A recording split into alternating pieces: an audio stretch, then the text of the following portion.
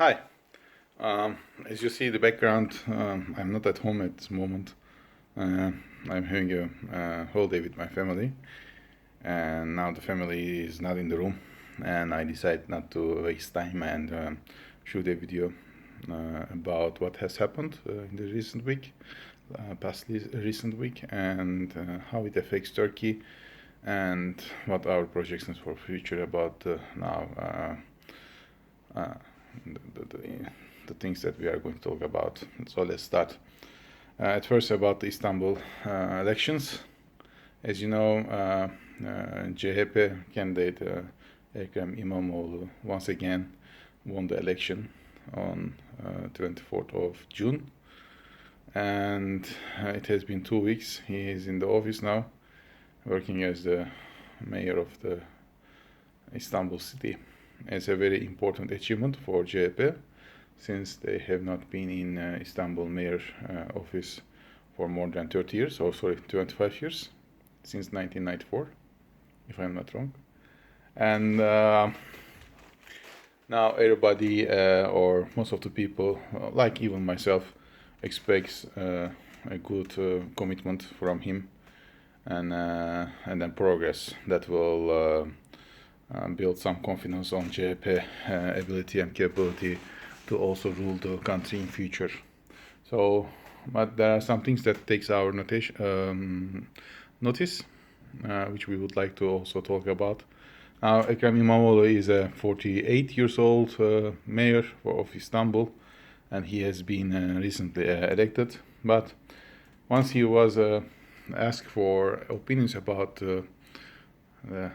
international events that Turkey also is interested with, such as S-400 missiles, or Syria missiles, or Cyprus issues, he has expressed his opinion openly. Now, I do get the idea that everybody has an opinion about anything else and they would like to express it. I do. But once you are a candidate or mayor of Istanbul, you should be a little bit careful about some international or foreign affairs of Turkey. You should be in line with the commitment that Turkey is giving or following, and also you should be really aware of the national interest. Maybe not all of you knows, but when the elections was cancelled on 31st of, or after the 31st of March, sorry, May or April, April, end of April, it has been a visit to Cyprus, the northern part of Cyprus, where the Turks are living. And he has given some opinions and declaring some statements about Cyprus. I have spoken some of the friends from Cyprus. They usually tend to say that he's not aware of the issues, not in depth, just on surface. He doesn't know so much about the topics, not even the history. So it's a very pity that he has shown interest, but lack of, or with a lack of history and background. And he shouldn't be doing this at all.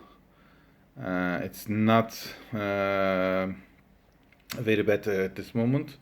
Nobody in Turkey has almost realized these kind of things, but this shows that how he has not been directed well, as much as how he's not been informed about the national interest topics. So therefore, I am, and most of the people in Turkey expect that CHP or candidates or the mayors of Ankara and Istanbul will show commitment to do everything better than AK Party mayors have done so far. And there are some signs, especially from Ankara, that they are doing great jobs. So we will follow up this and we will report accordingly. The other issue that we want to talk about is Mediterranean Sea, and especially Turkey's willingness to explore drillings in around Cyprus. There are 2 points that Turkey wants to start drilling. One of them is within the Turkic part. It's Maguso, it's called. It's almost the Green Line and the Turkish side, so it's with the northern Cyprus part of it, and one of the ship will be there. The other one is going to be, if you take the map and look at this directly on the left hand side within the southern part, southern and eastern part, sorry, western part, you are going to see that they want to, or the Turkey wants to start making some drills over there. That's going to increase the tension between Turkey and I don't know whom to say. I mean, should I address it Greece or Cyprus, EU, or even Egypt or Israel? Because all of them are there with the interest to protect Cyprus. So since this is what is the case, actually, I want to say that yes, there is a coalition between these against Turkey, and Turkey looks like they are alone at all in this subject. Is there a possibility of a hot conflict between two navies? Yeah, there is, but not for the one that is in Magosa, but for the one that is in the western, southwestern part of the island, might be there. If the Greek or the Cyprus Navy wants to stop the drilling ship, the Turkish Navy has already been ordered to protect whatever it takes as a measurement. So, yeah, that is. They can try, but I would like to remind the Greeks and Cyprus what has happened some time ago in the Green Line when a Cypriot wants to take down the Turkish flag in the Green Zone or the Turkish side. He has been shot down by the Turkish security forces, and nobody has anything to say because it was the international rules. Now the island is in so much in conflict there. Yes, indeed, Turkey has no backup, no even coalition, but I don't think so that Turkey is going to back down anything else. So we will see, but hopefully there will be no hot conflict over there. It's just a drilling. But if they want to take further, yes, there's a real possibility. Now, coming to the other issue is S-400, the Trump and Erdogan meeting in Japan, Osaka, for G or D20. The two leaders came together. They have discussed some possible trade agreements in order to increase the turnover of the trade between two countries. But one of the issues was S-400. Now, for S-400 that Turkey wants to purchase from Russia, we need to say something very important for all our audiences. First of all, Turkey wants to buy Patriot during the Obama administration, but the Obama administration did not grant this due to some reasons. Then Turkey went to China to buy this. They had the agreement, but then due to some intellectual property rights and other things that they don't want to share with us, Turkey decided not to. So they just terminated the contract. Then they went to Russia to buy these kind of missiles, and they have the agreement. So not to all, but Russia have given some or granted have some rights to use those missiles or protections, let's say, S-400s, as Turkey desired, and also some technological share between two countries, which Turkey is looking for at all, at most. Not even S-400 is not the priority as everybody considers, but technology is what Turkey is trying to achieve. Now, President Erdogan or President Trump already said that he has understood what in Turkey's position in a way that Obama administration denied their desire, so they went to Russia. Yeah, but it doesn't help the situation.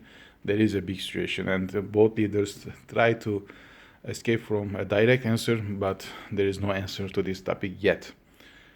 But President Erdogan said that from his conversation or meeting with President Trump, he is confident there will be no sanction, and he's wrong about that. There will be. When the S-400, which likely to be arrived in Turkey during July, and once it will be on the Turkish land, the Congress already decided to launch the sanctions against Turkey. There are either 12 or 15 packages, as far as I understand. from the discussions and the media that it might be. President Trump have the right to choose the least damaging ones against Turkey if he wants to control the situation.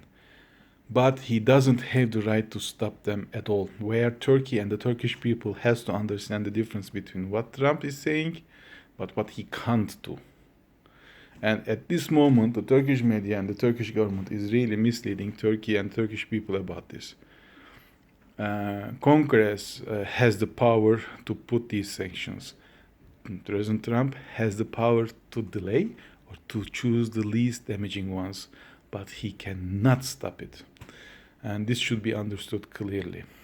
I hope it can be also, because considering what also the EU President Juncker declared that these drilling activities might cause some kind of ambiguity between two countries or two parties. They intend to also allocate some kind of sanctions to Turkey in the combination with the US possible sanctions due to Gaza. It might be hard on the Turkish economy. So we will see what will happen. But all these things, there is also one good thing about US and China, the trade war, that they have decided to continue with the meetings, which is good for the globalization and the world trade, because it's going to increase the hopefully the demand side of the trades, because we are now seeing that the demand of the goods are decreasing, and therefore once the demand is decreasing, it means more redundancy in the employee part, and less goods, and there will be less people to spend money, which means that it's not good for the economy. Especially we are now seeing that the unemployment rate in the developing countries are increasing, so it's not a good sign. Therefore, the continuity of all these trade negotiations is a good sign, as we expected, maybe at least by end of this year, but we are expecting somehow next year a real agreement might be signed between two countries, and the effects can be seen after that 1 or 2 years later. So during 21, even we don't see a recovery in the global trade, but maybe 22 it might start up. We will see. About the new, I will say, enlisting in Turkey. Maybe you haven't heard about this, but Turkey has now put a new law, and it has been now legalized, that if you pay an amount of, in US dollars, I will say 5,000 to 6,000 US dollars, you can complete your military service, which is an obligation by laws, within 1 month. This is not, I'm not going to speak about why it needs this and that and so on and so forth, but there's only one thing that I want to raise as a concern to me. President Erdogan and his supportive party or aligned party, MHP, the nationalist party leaders, they have been talking about how Turkey has been surrounded by its rivals in order to divide the countries and do everything bad about the economy and so on and so forth. And while you are talking about the security of the country, doing such kind of commitment or laws, and decreasing the number of soldiers, which is a kind of a military threat in order to ensure the security to its around its neighbors, is now decreased to by maybe 30-35%. Now it has been decreased, which is going to reduce the threats of Turkey, to be honest. How ethical it is. You say that we are surrounded by enemies or rivals, and you are decreasing number of Turkish army by 35%. How ethical it is, and it is, in my mind, it's not so much ethical. And I don't share the same empathy or sympathy that others might share. It's good. I think for the future of the country, it's very bad. It will only weaken the country's military power, for sure. Therefore, I hope and wish that it will be redone in future, hopefully shortly. Thank you for listening the video. If you like it, there's a like button underneath. Please press there. I will appreciate it a lot. And hopefully I will make another video like this next week from another destination, and in 2 weeks time I hope I will be at home and shooting a new video with the cameras and the lights, hopefully back again. Until that time, take care and see you next time. Have a great time. Bye.